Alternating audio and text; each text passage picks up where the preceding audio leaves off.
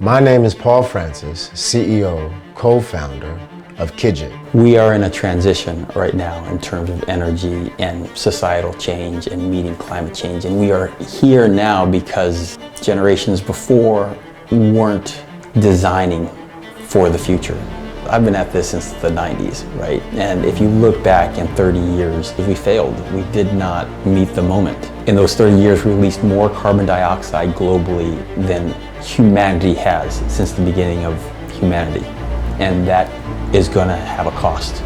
Originally, I wanted to work on this project because I came from emergency response background. So even before high school, I was in an organization called the Civil Air Patrol. And as part of that organization, some of the things that we did was we would show up at disaster events, and we would, with like a lot of the senior members, they would help out with emergency disaster relief. They would work on communications, they would work on reconnaissance because we had planes. We could essentially survey disasters and give real-time information via radios to emergency crews on board. And it was actually when Katrina happened. So I lived in New Orleans when Katrina hit.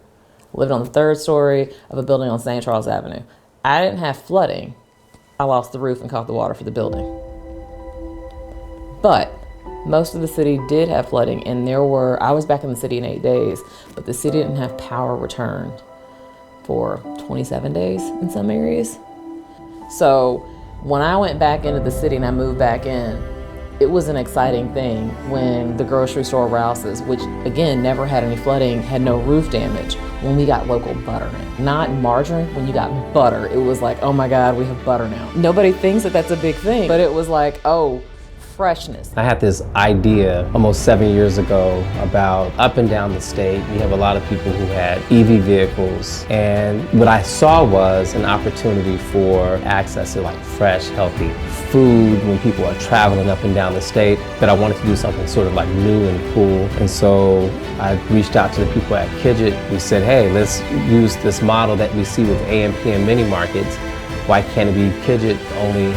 We're offering sort of like high quality convenience food while you're charging.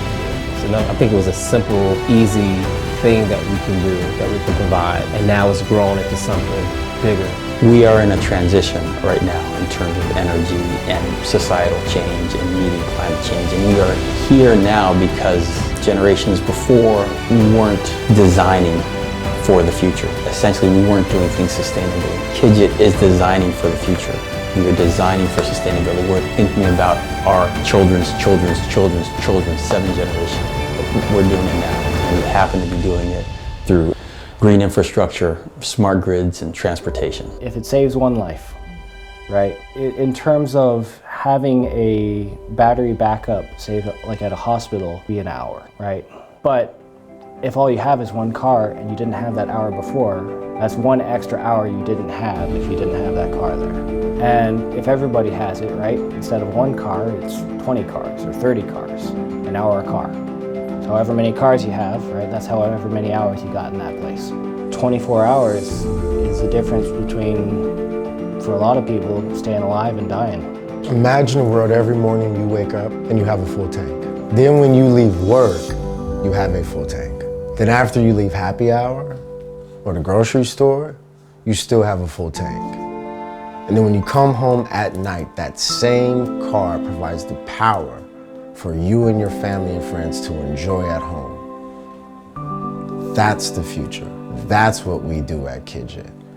That's what you're talking about, introducing to people in 10 to 20 years, to the little kid in Africa right now that still has to leave his home at night because they don't have power to light up his home so he can do homework. So he has to go out under the streetlights and do it. And the KIGT chargers, the intelligence that facilitates that type of power for their family now, to have lights so their kid can stay at home.